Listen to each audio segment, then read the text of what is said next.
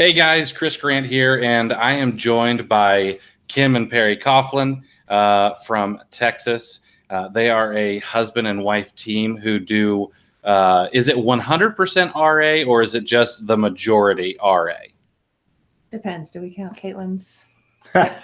we say 98% RA, 2% OA. One of our RA shoppers started doing OA, but she still brings it physically to the facility. So. Oh, nice. Okay. So 98% RA. They do have a multi-million-dollar business, and they recently, well, within the past year and a half or so, went into a warehouse from working without a warehouse. So we're going to run through a ton of different questions, and then of course answer yours as well. So guys, thanks for joining me tonight. I appreciate it. Thanks for asking us. Yeah, glad to be here. Yeah, absolutely. Now, I know that this is not necessarily a super sexy topic.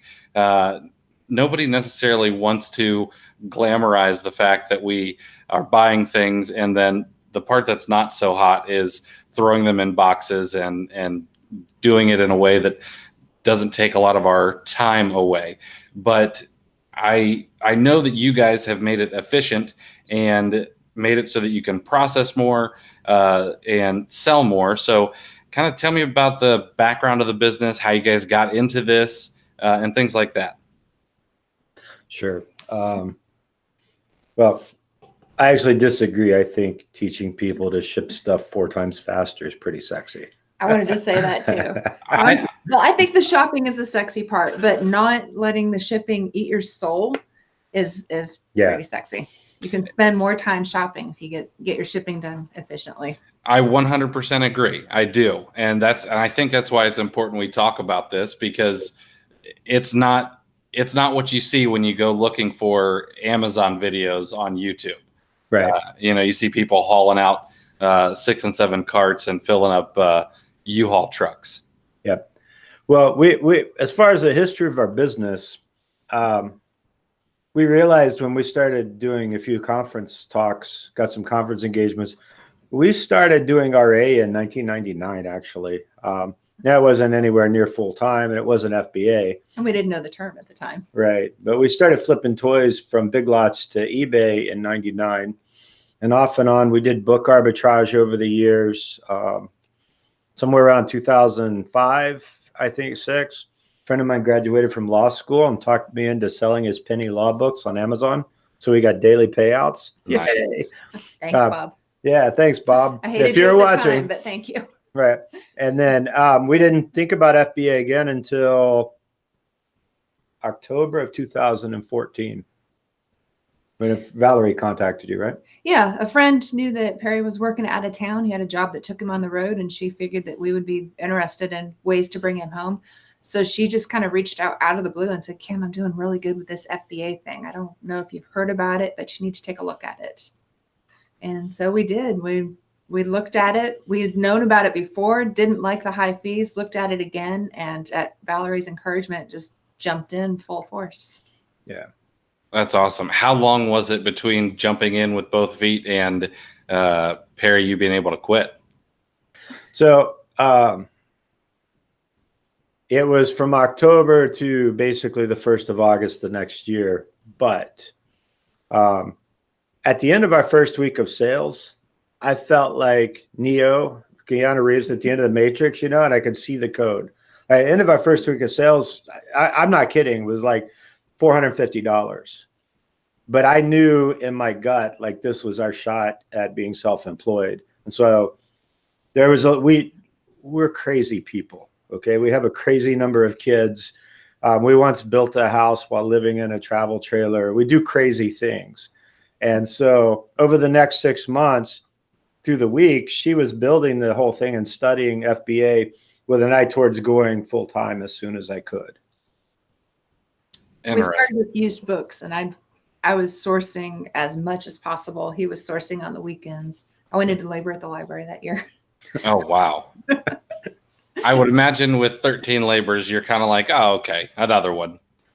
Yeah, I thought, well, I'll let them carry the boxes this time. And that kind of brings up an interesting point. So I've only met one of your kids at Rocky Mountain Reseller Conference, and they were still small enough to throw in the air. And so I'm curious, has managing a large household like that rolled over into managing a growing business? This is where we try to keep a straight face. Yeah. Yes, but not necessarily an efficient business. like just because we have a lot of kids didn't mean we were naturally efficient in business. We've learned to deal with chaos and a lot of moving parts. And we're used to bossing people around. So as we scale, we're both oldest kids of large families. Okay. And as we scaled our business, telling people what to do and telling them to shut up and get out and sit down and put the label on that, all that came very naturally to us. The efficiency stuff, that came from a different place. What got you guys interested in efficiency, or was it from a past job or a past life, or was it just out of necessity? Before you answer this, I just want to jump in and say that one of our daughters is vastly amused by the fact that what's his name, the efficiency guy, the original Frank Gilbreth, the cheaper by the dozen father. Oh yeah, efficiency expert. They had 12 kids, and Yeah, when I became a consultant, a process improvement consultant, I had 12 kids and was doing industrial process improvement consulting. So it's kind of cool parallels. Our 11-year-old just loved it. That's funny. All the parallels. She read the books and said, "Mom, you know what else about them? And do you know what else about them?" That brings me back. I haven't read that book since grade school. It's actually a really good book. It is, and they made a couple of movies. Like in the 50s, they made a movie that bears no resemblance to the Steve Martin movie that totally trashed the story. But yeah, it's a good story. It's a fun story. Yeah, absolutely. So go ahead and talk about your background. Yeah, well, so before Amazon, really, I had two jobs, 10 years apiece. I was running warehouses. The second job was running a small distribution company for a multi-channel retailer. We did 30% of our business in the fourth quarter. So we were shipping 90,000 packages a year, 30,000 in the fourth quarter, about 8 or 9 items per order. So that we would go from shipping like 150 orders a day in October to shipping 3,000 orders a day, 60, 70,000 items a week, starting at Black Friday through the end of the Christmas shipping season. Wow, that's incredible. Yeah, it was crazy. And did you do that? How much did you have to scale up with manpower to be able to handle that? Yeah, we would go from maybe 6 employees in early October to 12 employees in early November to 40 or 50 employees the week of Thanksgiving. And they were always, over the years, I had temps that would come back, so I didn't have to retrain everyone. But every year I was retraining half the crew. So I needed a system that was error-proof. I needed a system that was built on simplicity, right? The elegance was in the simplicity. It was hard to break. And it was highly accurate because we were having to hand inspect every orders to make sure, like the joke I do at conference speeches is it was a Christian company, right? But little Johnny's mommy forgot her religion if you messed up little Johnny's Christmas. Women would get vicious. It was true. Interesting. So now, since you had that background, did you bring that into the business from the very beginning, or did you do it once you guys started scaling up? I started the business initially, and I didn't have that background. So he likes to make fun of my processes that I built in his absence. Yeah. Well, no, like it was from the beginning. She would just like learn it, right? And I would come home and see her printing labels on 30 ups. And I would be like, don't they make a printer that lets you do one at a time or do 5, each ASIN as you get to it instead of hunting and searching? And she'd say, yeah, but it's $70. I said, well, spend the $70. And so we would be saving labor, And so when you learn the kind of process, a lean management, it's based on Toyota vehicle production. There's a whole culture of lean management, which is learning to see waste in your work and get it out. Once you learn that, there's a term they use called learning to see. You just see it. And it's just kind of once it's in your bones, it's kind of instinctual to try to make it easier, you know? So we kind of almost couldn't have done it without lean from the beginning, because I'd been doing lean for like 7 years by that time. Interesting. And so, I mean, effectively, I would imagine it allows you to put in a little work up front to allow you to be a little bit lazier on the back end, which sounds awesome to me. Well, Frank Gilbreth used to walk into a factory and tell them, show me your laziest guy. Yeah. Because that's the one who had the best processes. Yeah. The Greek philosopher Archimedes said, give me a lever and a large enough place to stand, and I'll move the world. So a fulcrum and a lever gives you strength beyond your own strength. And lean gives you leverage in the same manner, and prep physical materials management processes beyond just your own physical ability. You work, when you get the waste out, the work is a less frantic pace, right? And you're getting more done. I had a student from one of my workshops contact me today and said, my people, she just came last week. She tried some improvements we suggested. So my people, they felt like they weren't working hard all day, and they went faster than they've ever gone before. That's huge. And that's awesome, because I mean, I'll be honest, after we'll ship 500 or 750 units, and after that we're toast. Right. So being able to say something like that is a big deal. Yeah. Okay. So I want to, since you guys have not always had a warehouse, I'm curious, how did you guys do this so that it worked effectively in tight quarters? You have a large family. You started the business out of the house like most of us, and did it for a long time that way. So how do you run lean inside a house while also dealing with the chaos of an entire tribe that lives with you? We did have a dedicated room, but space is... She took my man cave. You sound bitter still. It was a symbol of my dedication to the Amazon endeavor that I gave up my Call of Duty cave, okay? Sometimes too much space is a problem. One of the wastes that we help people eliminate is transportation, moving things around. And so having less space forces you to be more creative and lay out efficient processes where you're not moving things unnecessarily. Right. But so she scaled to for $5,000 a month in our bedroom. Then we made the decision to clean out I call it my man cave. It was the converted garage, which was the family room. We took that down and made that the process prep, but that was only like 300 square feet, right? Mm-hmm. But by self-consciously laying out the jobs sequentially in a circle, so you came in the door, you took a left, the product traveled through the process around the outs clockwise around the room, and left through the same door. So we had a very specific product path. We were able to scale to $1 million in that 300 square feet. And then we moved to, that's top line sales. It's a lot of units, because a lot of those were grocery bundles and multi-packs. Okay.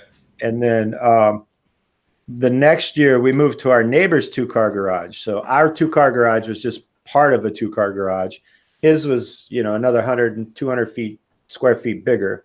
So in about 550 square feet, we went from $1 million to, I think, 2 million. Yeah, or maybe we went to $500,000 in our garage, and then we went to 2 million in his garage, something like that. But we were $2 million top line sales. And by then we were all shoes and clothes before we got a warehouse.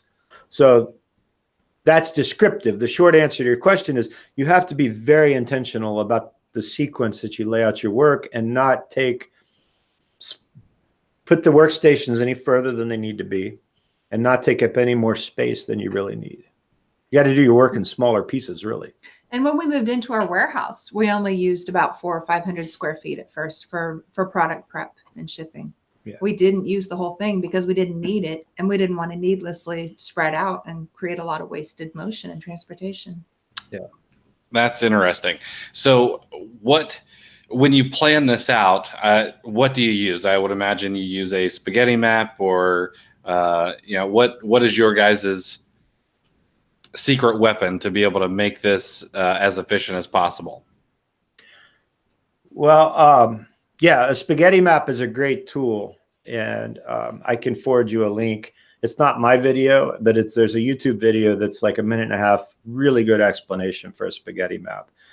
But what you do with a spaghetti map is you draw out your floor plan, and then you trace your travel around it, just like Billy in the family circus, right?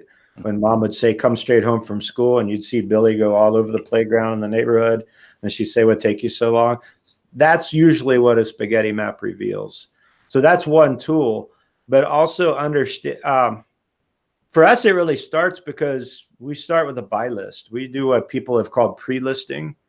So we upload all of our COGS and our quantities and our tax codes and our sources ahead of time, which cuts down on the amount of time you have to spend at the inventory station or ScanPower listing screen, right? And a lot of people push back against that because it slows you down a little bit in store, but in store is where you're having fun. And in store is where you're doing all those calculations. You have all those numbers at hand. Yeah. And so inputting it all there saves you a lot of work down the line. And down the line is where you tend to have bottlenecks. That's the process that really needs help. Yeah. But the other thing that really, and this is going to be really counterintuitive for a lot of people, doing your work in smaller pieces. Okay. So listing a little bit every day and shipping a little bit every day will make you more efficient than receiving it all week and then blowing it out on Thursday and Friday if you do OA, right? That's a natural tendency. Even with RA, people want to ship for 3 days and then shop for Monday through Thursday and then ship Friday, Saturday, and then it spills over into Sunday and they're dead tired, and now they got to get up and go and hit their budget again on Monday for sourcing. From the beginning of our business, we cultivated the discipline in our business. We don't source, I keep saying shop more on one day than we could ship the next day. And so we kept the spending and the shipping very balanced. And by reducing the amount of work we were doing at any one time, it actually makes it easier. There's a lot of benefits. There's cash flow and psychology, and there's also built-in efficiencies to breaking it down that way. Right. Interesting. Can you talk a little bit about the psychology? Because I have an idea of how the psychology would work for me. I'll be honest. So we run our OA operation out of my office, and I see all my inventory on my shelves that's come in over the last few days, and now I don't want to deal with it because. So I'm curious, is that what you mean, or was there some more psychology to it? That's the biggest piece of it. Yeah, you have, when you do it in big batches like that, you have this huge pile of inventory staring at you. And sometimes you kind of feel paralyzed. You don't want to ship it, but you can't shop more until you ship it. So then you procrastinate and you don't do anything for a little while. And then you finally get down to the work, and it goes on and on and on and on. And you get 3/4 of the work done, but still nothing is ready to go out the door because your process, you did a bunch of the steps in completion, but not the last step. So you've put so much work into it and nothing is ready to go out yet. Yeah. And so you're hating RA by the time you're done. Or and then OA. it's time to shop again. Right. Or OA. Yeah. And So there's two pieces to the psychology I would add to that. One is something, your business is no faster than its slowest piece. Okay. There's a book called The Goal on the Theory of Constraints. And I think the guy's name is Eli Goldratt. Hang on. Oh, wait, I got it right here. This one. The Goal, right here. See? It's kind of a weird looking industrial book, but it's a novel about the theory of constraints. I highly recommend that to anybody who wants to start thinking about finding the bottlenecks in your business and make it go faster. But the other part of psychology is I'm type 2 diabetic. I'm overweight. I read a lot about fitness. I don't do it as much as I read about it, right? But one thing that they found is doing one push-up a day is as psychologically satisfying as doing 50 because you're at war with yourself, right? And so small wins build yourself up, small wins. So that's a huge psychology. If you buy 50 items and ship 50 items, you feel really accomplished and the deck is clear. Whereas kind of if you buy 500 and you ship 100, you ship twice as much, right. but you feel like a loser still. Or you feel like that kid that ate too much candy, kind of satisfied, but you shouldn't have done that, Absolutely. Yeah. Interesting. That's good. And I think that's important, not only for people who've been in this business, a while, but people who are just starting out, because I mean, I remember staying up until 3 a.m. to ship out because I let things pile up and I shouldn't have. And then hating myself and the business the next day. Yeah. So that's a good idea. And it hurts cash flow too. The sooner you can get it out the door and up for sale, the sooner you've got money to shop again. Yeah. A good friend and another seller who came to one of our classes, Elijah, he quit his job and he took off running and he was trying to get all his items in at the first of the week.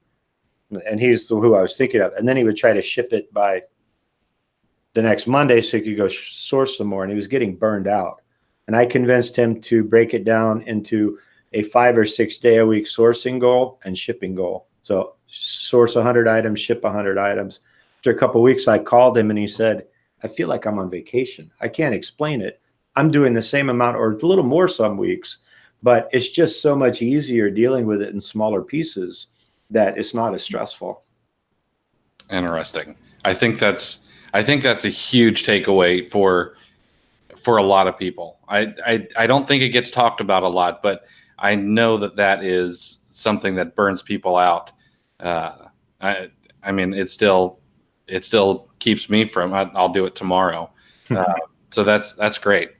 Let's talk a little bit about the benefits of your guys' process on the overall business. We've talked about the psychology portion. We've talked a little bit about cash flow. Maybe you guys can dive a little bit deeper on that, or if you have any numbers to talk or to back that up. Like the effects of lean on our business and our cash flow. Yeah. Yeah. Well, one thing, so another portion of lean is establish balance across your operation and flow. You don't want constraints. You want the work to flow evenly through. We call our course Lean FBA. The FBA is flow, balance, and accuracy. Yeah. Oh, nice. Because there's really, it's cute because we're all FBA sellers, but those are really core lean principles.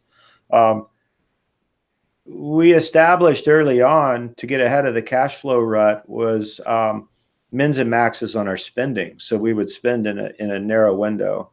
We established balances like I described, where we would shop one day and source the next, and so or ship the next, and that became a kind of constraint over time, right? So I knew I couldn't buy more till I shipped, but I couldn't. So I knew I was sourcing faster, and that's where the money was. So I had to alleviate the constraint. I had to go hire somebody, and so we brought my brother-in-law in to help us with prep. Now that gave me more bandwidth to go source and keep everything in balance. And what it does is it helps you, like, you have to know your numbers. Everybody says that. The only reason we can work on spending goals is because we're pretty aware of what our average ROI is, and it stays pretty stable in the shoes and clothes category where we source. Because we have very clear purchasing criteria too. Mm-hmm. Right. But over time, that evened out the spikes in our sales graph because we're shipping about the same amount every week. We don't get these huge jumps and valleys, and it just lessens the strain across the entire organization. And really the key thing is it lets you back into your goals. So I can break that down to a yearly, quarterly, monthly, weekly, even a daily spend goal if I want to keep things on track. Interesting. I like that. That's something I know I don't do. I don't necessarily. I do have sort of a spend goal, but I don't have it broken down. That's great. So how do you guys apply these principles to different categories of retail arbitrage? I know you guys are mostly clothing and shoes, Mm-hmm. but what about the folks who are doing bundles or groceries or health and beauty? And then what about different business models? How does this work with a wholesale or an OA business? I think a lot of that comes back to the spaghetti maps. Well, the principles of lean, really. Yeah. I feel like I'm hogging all the airtime here. I don't know. Like, so these really, what you and I are talking about right now are techniques, right? Mm-hmm. But there are principles in lean, and one of the core principles is identifying and removing waste from your operation. Now, these principles are applicable to have been applied to almost any industry. I worked in healthcare. I consulted for a little while for a hospital chain in their materials department, but we had guys working in the ICU, in the ER, in administrative, and billing. It came out of the automotive and manufacturing industry. I first learned them in a business to consumer distribution center, right? So it was essentially, we were buying bulk and wholesale, and then I was shipping out to end customers one package at a time. So really, it becomes a matter of studying the principles of lean and understanding those, and you can apply them to almost any situation. One of my students that just came through, she couldn't work. Like, we really strive to have single piece flow. Like, I pick up a shirt off the rack, I prep it, I list it, I ship it, it goes out the door. But when you're doing bundles or OA, right, you're working from a spreadsheet, and there's an extra picking step in there.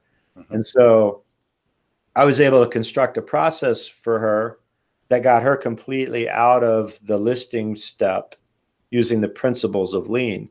She just made sure that her spreadsheet was right for her bundles, and then her people picked it, set it into the batch, and then when they were done picking everything on their list, they turned it into shipments.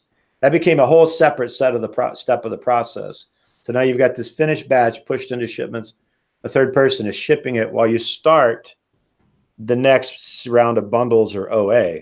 And so you set up a system where you have controlled batches, and you can work discreetly but continuously. That's kind of, I guess, what we're shooting for, is smooth, continuous work where we can control where we stop the work and make shipments, and then when we start the next batch, so that you don't have these log jams where we don't. And we actually got some new people training. I've been suffering from this. The shipper's kind of slow on the computer because she's new. The preppers are going twice as fast. So we're actually, I don't want to send my people home. I got a bunch to ship. So they're prepping it and putting it back on the rack and then moving it across the room. They're actually doing the work before I need it done. But it's better, I can stay at night and get it all. That's what I was doing before we got on the call. I was shipping. Oh, okay. I was out there scanning and shipping, but so we've got a new bottleneck now. Yeah, I've got a new bottleneck that's going to be relieved through training and teaching people our procedures. I feel like I'm rambling a little bit. When we bring people in for the workshop, we kind of divide the time between classroom. Yeah. So they get the theory, the lean principles, and then we show them how those apply in our own business to our own inventory. But we don't want them to just copy exactly what we do, because that might not be best for them. We want them to understand how those principles apply. And then we talk through with them how to apply them in their own situation. Right. And then we'll even diagram like their workflow on our whiteboard and give them some ideas and advice to think through. But ultimately they go home. So the first day is just teaching lean principles, the lean principles I keep referring to. And then they can take that knowledge, and if I've taught them to see waste, they can go home and experiment with getting the waste out of their process in their own style. Mm-hmm. So it's not like a book of procedures. If you do this, you'll be perfect. It's more like, here's the principles. Ask me if you have any questions. And I even still reach out to guys that know more about it than I do at times. Oh, absolutely. Well, let me ask this. I know that all FBA businesses are different, and a lot of them tend to take on the nature of the people running them. But are there common bottlenecks that you see in businesses that most people have? I see. Okay. I thought about this earlier when we were talking too. One of the things that Perry really had to impress on me was the value of my time. because I was coming from a place where I had more time than money always. And I was wanting to cut corners by not buying tools that would save me time because I didn't put a value on my time. And even now I see a lot of people come through with those same constraints on themselves, where their business is at a size where it could really benefit from better quality tools, but they don't want to put the money into it. They feel like it's easy enough just to do it myself. Yeah. Well, we even did that until last year. Earlier this year, I think we had those crappy $20 USB scanners from Amazon, and we invested in some $80, $90 refurbished Motorola wireless scanners that just work. You know, there's no more banging the scanner on the table to get it to work. Holding the button down for 4 seconds, seeing Right. Yeah. Scan. But another common thing that I see people doing is they don't, if you don't have an idea of how to balance out work, right? Or how to move pieces of the work around in the process, then all the work kind of points to a bottleneck, or they kind of hits a bottleneck. And the idea, most people just throw extra labor at that one piece if they can. And listing is a very common place where people get bogged down, which ultimately we answered the problem of listing by making my shoppers do buy lists. If you were in a bundle or an OA environment, you would have like, you would have your order sheet, right? And you would need to tie it into like ASINs so you could turn it into a batch, an inventory lab, or so you could copy and paste each one and have all your accurate costs. See, we made a hard shift from discount stores where the prices were on all the tags to the outlets where you're calculating, you know, if you go to like a Nike sale, you might have 2 different discounts off of the tag price. So if you don't have a buy list, you're going to the receipt every time and you're scrolling through. You're trying to figure out stacked discounts. Right. When presumably somebody already figured it out when they made the buying decision. Right. And so there's all sorts of hacks. I've heard of people scanning with OCRs, so you can just scan into Dropbox and stuff. But ultimately, you're already calculated. So first of all, balance the work. So rather than spend extra time at the slowest point of the process, which is listing, take a little bit of that work, calculating the price, inputting the supplier, inputting the quantity, all that stuff that you would do in a listing step, and move that up to the buying step. Because you can buy them, and almost always you can buy an order faster than you can list, right? The second thing is you're not redoing work. You're not reworking it. You're already doing that. If you're in the store, if you're in Nike holding your scanning app, you know you're a Nike, you know you're buying 3 of them.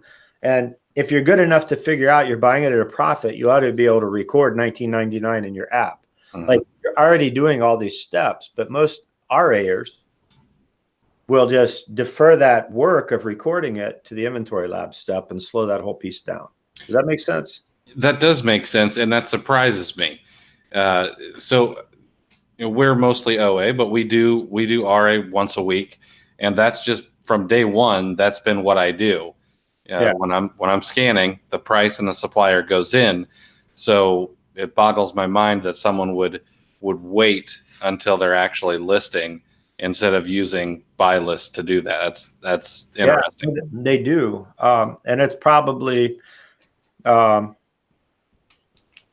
it's probably one of the better RA examples I have. I know in OA you're forced into, because of the inaccuracy in shipments and substitutions, you have to record all that stuff up front when you order, but you don't in RA, and a lot of us don't because we start small, right? All right, and then it feels like drudgery to add that step later. Right. So sure. Fight against it, even though it really helps to balance out the workflow. Yeah. Another thing people do is just straight procrastination. How many people wait once a month, once a week, whatever, to scan their receipts? They put it off and put it off. We've put a receipt scanner right near the door. When people come into the warehouse from shopping, they have to scan their receipts before they unload, like right then. That's effectively forcing people to do their work in smaller pieces. And so we haven't lost a receipt in 2 years probably since we started that. That's awesome. That's a great idea. And that actually ties into a question somebody had. Since you guys are shoes and clothing, is what is your best practice other than just scanning in as soon as they come in the door? What's your best practice for archiving those receipts with the items to make sure if you have an IP claim or an inauthentic or something, you can deal with that? That's you. Receipts all get stored in one folder. We divide them out by month, actually. They get named by date and by source. We don't put them in with images or anything else. We just have the receipts folders. Well, and we only take pictures of shoes and clothes from discount stores. Almost every outlet has a robust enough description or the UPC on the receipt that we don't need pictures of every item in that case. Right. So for the stores where we do take pictures, it's just two separate processes. If we got an inauthentic, we would know where to find the receipt, no problem. And we would know where to find images if we need them, no problem. Sure. We don't store them together, and we definitely don't take pictures of the receipt with the item. If we're doing pictures of 400 items, we're not going to have 400 pictures of the receipt also. Right. Yeah, absolutely. I get it. I would imagine, and I don't know how many people stay away from shoes and clothing for that reason. Right. I know that I have in the past, and now I don't really do a lot of shoes, but we do sell a fair amount of bras, and that's that's a bottleneck in our process, is making sure that we have everything we need to fight an inauthentic or an IP claim. So Come see us. We'll show you how to fix that bottleneck. I'm going to get down there. I love Texas anyway, so it's a good reason to get down there. What about inventory management across multiple platforms? I know you guys sell on Poshmark, but are there any other platforms that you guys sell on? And no, Not at the moment, just Poshmark, and that's all unfulfillable returns that have already been written off. Yeah. Okay. Anything we've dabbled in the past, like what's the Walmart? Jet, and even did we do Walmart? We did eBay. We were approved. But We've cross-listed other platforms, but it's all been fulfilled by Amazon, so it's a single inventory for us. Perfect. Let's talk a little bit about what happens when people come to the class. And I'm sure that every class is a little bit different because you're going to have different people, you're going to have different personalities. But if I were coming to July's class, what kind of things would I expect? I guess kind of a 10,000 foot overview. We limit class sizes to 10 businesses. And two, we love for people to bring at least one employee, spouse, partner, and we'll let them bring a second one also if they want for a small charge. But the first two are included in the ticket price. It's 2 full days, kind of divided between classroom and hands-on work, one-on-ones, breakout sessions. And we have an agenda, but it's flexible. Yeah. Based on what people want to know, what they want to learn. The first full day, we teach you the underlying theory. We meet for breakfast the first day, come back to the office, and until 2 or 3 in the afternoon, we're just talking lean theory. We talk about the 8 ways. We do a tour of our warehouse process. Warehouse tour. We talk about visual management. That's another technique I meant to tell you about. We can come back to, but we just walk them through the framework, right? And then the second day we start diving into specifics, like they can work our line if they want to alongside our people or just observe it, or we can, and almost everybody does, we do a spaghetti map of their process, how they do it now, and talk through some ideas for going forward when they get home. Nice. And I would imagine that barbecue is included, correct? Yeah. Oh, yeah. The first night, we usually go to a barbecue place all together. Perfect. Brisket, baby. Oh, yeah. That's awesome. How often are you guys having classes? Right now, once a month. Yeah. Possibly twice a month. But right. Yeah, we've got one in July and one in August scheduled, and we're talking about the date for September, but we haven't announced yet. We do have to take a vacation at some point. But we're targeting once a month, 10 businesses at the most. Perfect. Paul is mostly booked now. Perfect. I do have a link below if anybody wants to go and actually sign up for the class. I think it'll be well worth it, and I do need to make it out there to San Antonio. So what is there anything that I missed? And then I like to do a little bit of a lightning round with some questions, and then we'll call it. Okay. Well, I just wanted to go back, like you were asking for some tips earlier, I think. And one thing we do is we use visual management and color codes. We try to make our work visual, right? And that takes, we use it in a couple different ways. We're also a prep center. We prep for other local RA sellers. So we have one color of racks for our inventory and one color of racks for their inventory. We have chrome for ours, black for theirs. We have 5 different colors Post-its that we stick to our inventory because we're first in, first out. So pink is for Monday, yellow is for Tuesday, blue is for Wednesday, etc. I can walk into the warehouse and know exactly how old the unprepped inventory is based on that. Returns, if we're taking stuff back to the store, we have a red bins that we put returns in. So we try to keep things as absolutely visual as we can. We even have reorder points for our bags. We ordered 2 cases of bags. We put a little card in between them. So when you use half the bags, you put the card in a special bin that tells you when it's time to order it. Interesting. If you could think through some of that stuff, it really takes a lot of the guesswork and uncertainty out of your day. You know that you need to order, not, do I need to stop and go count my inventory? That's so. I'm not a student of lean processes, even though I should be. But you bring up that reorder process, and I really like it. It's interesting. The brand of garbage bags that I use in my trash can actually uses the same process to get me to reorder. Nice. Yeah, and it's the first time I ever actually saw it in action, and it's genius. If you still write paper checks, you'll see that in your checkbook, right? You get down to the last one and there's a reorder form that you have to tear off before you can start using that book of checks. Yeah, absolutely. That's a technique called Kanban. It's a Japanese word, Kanban, Kanban.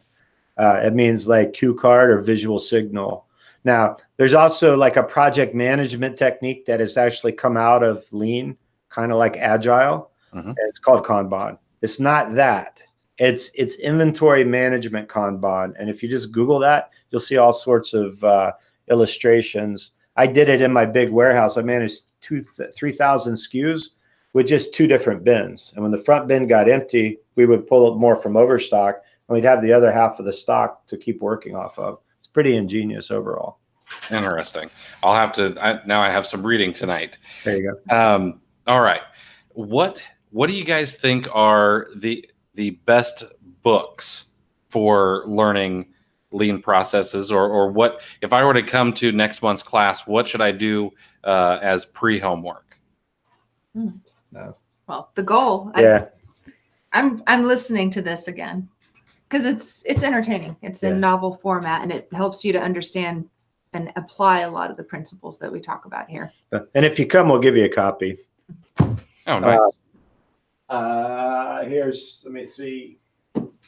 I'm pulling books off my shelf behind me while we talk, so I get them right.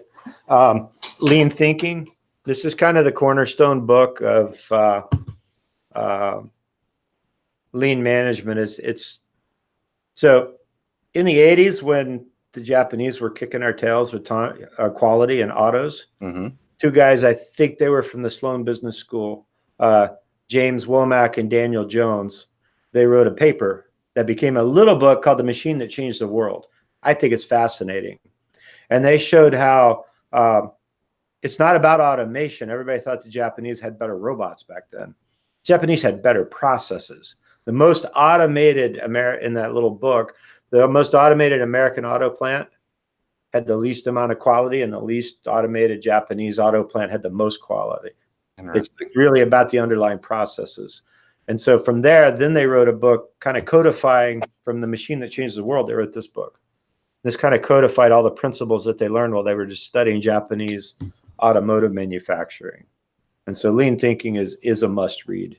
And then the third one is, and I've got to go back and read this myself, reread it, Lean Solutions. And it takes all of these lean principles and applies it to more of an office, information, customer service kind of an environment. So those 3 books are the first 3 I recommend. Perfect. And there's going to be links to those below, and then of course I'll order them as well. Let's see here. Where should people go if they want to learn about the class or sign up for it? PerryandKim.com. PerryandKim.com. That's easy. A link there to the workshop or /workshop. Yeah. But there's a link on the front page. Oh, there is? Hey, good job. There is. Nice. And there is a link below currently to that if you want to learn more about it. I would suggest you go over. If you haven't spent any time with Kim and Perry, they are awesome people, and there is a lot to take away. I give you top billing.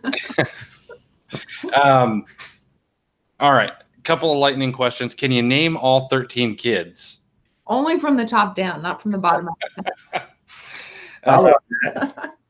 Deanna, Caitlin, Lydia, Megan, Natalie, Becca, Rachel, Perry, Bethany, Parker, Calvin, James, Finn. Ooh, I couldn't have done it that fast. Wow. Nice one. Yeah. That's impressive. Thanks. I didn't practice that either. I know. That's why it's a lightning round. But he doesn't know their birthdays. He has no idea on some of them. But I don't know anybody. But today's Bethany's birthday. Happy birthday, Beth. She's 11. Oh, that's awesome. Yeah. Anything else that we should know before we wrap things up? Anything I missed, maybe? I'm blank. Yeah, a couple of things. Well, so we a couple of things. It's a team effort, right? As a business owner, if you have employees, you shouldn't just say we're going to be efficient. You got to recognize you're on a journey, and you're on a journey as a team and as a group. You really have to cultivate excitement towards change in your organization. Tachi Ono was the head of process improvement at Toyota Manufacturing. And one of my favorite quotes is, he said, I don't want Toyota to be a place where they go to work. Toyota should be a place where they go to think.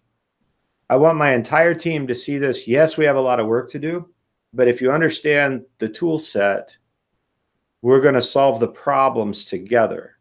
A lot of people, when they hear, like, our goal is 35 items per person per man hour per day, average, team average. So if I have 3 people working 10 hours, that's 30. We should get what? A little over 1,000. A little over 1,000 out if things are running right. People hear that, they get all excited. Mm-hmm. And then they go back and start flogging their team.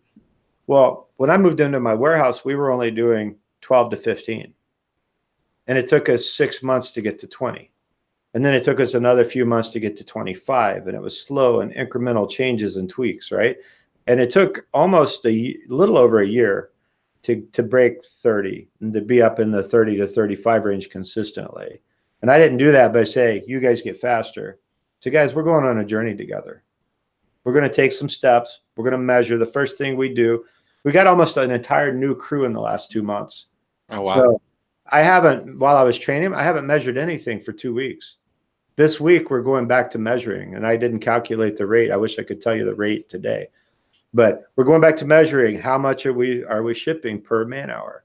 And we're going to do that for a week before we even set our first goal. And then every day we're going to have a team meeting and say, you guys know the principles. What can we do better? All right, here's what I see. What do you guys see? And just take those steps together. Realize every day you do a little better, you save some money. So be happy. Like, you don't have to get twice as fast, like overnight. Also, I think it's worth pointing out that when we talk about numbers of items shipped per hour, we like to measure it from the time it comes in the door until it leaves the door. That's not just prepping, because it's not hard to prep 60 or 80 items an hour, right? Mm-hmm. You have a minute a piece. You're not having to do any heavy work to the items. It's not just about prepping. It's about everything that happens. They get counted in. Well, but I said shipped per man hour. If they get prepped and put back on the shelf, they don't count towards those days' numbers. Yeah. Right. So these numbers, when we say that our goal is 35 an hour, that includes the time that it takes to get them received and prepped and shipped, listed, labeled, anything that has to happen to them. Right.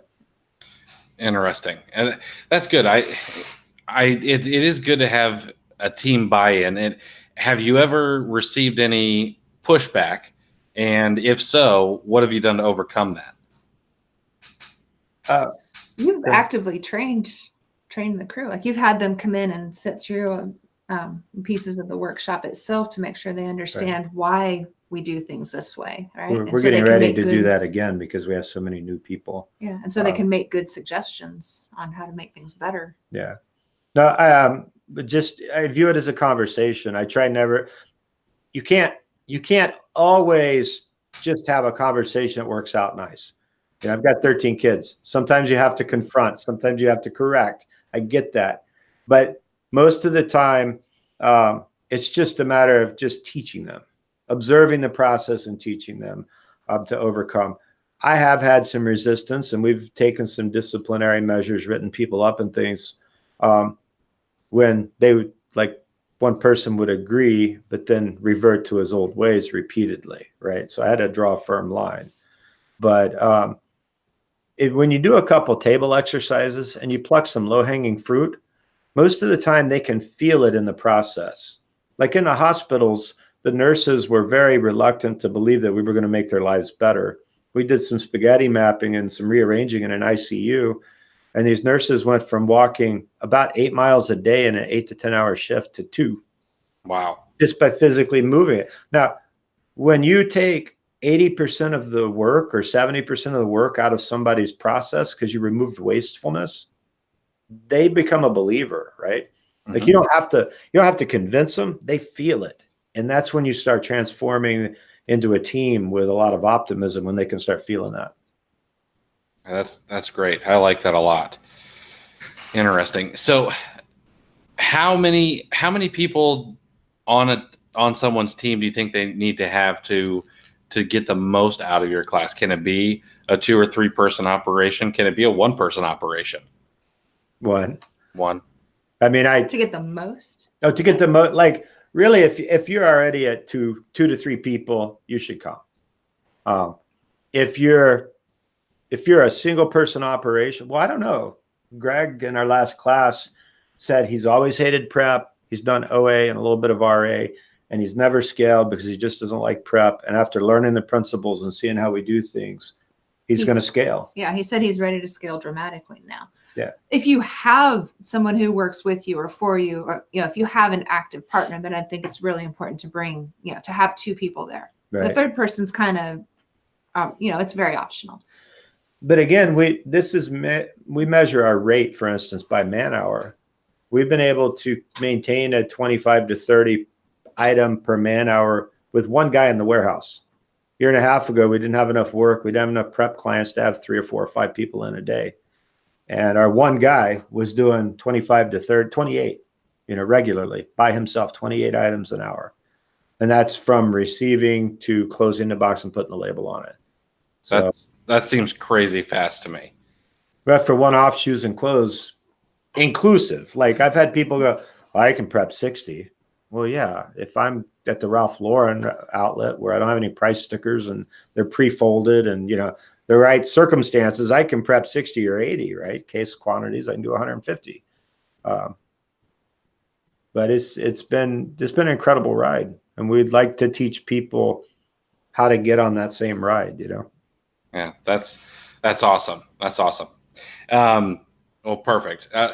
It's been about an hour, and I typically, especially since you guys have families, I don't like to go too much over an hour. So I want to thank you for taking some time and doing this. I think this is something that more people, and myself included, need to start implementing in their business. And I would suggest everybody check out their website, check out the class, see if it's for you. It is. If nobody has been to San Antonio is a beautiful little city to visit outside of learning something. And Texas is a great state anyway. But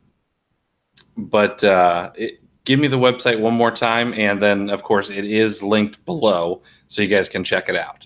perryandkim.com. Perry.com. I bought the other domain and forwarded it. Oh, nice. That's smart. That was Bob Steele's idea. Yeah, that's smart. So I do appreciate you guys taking the time. I know you guys have family. I need to go hog tie a child to his bed. And so thank you very much. I appreciate it. Thanks for Thanks, having Chris. us. Yeah, absolutely. Good night, guys. Good night.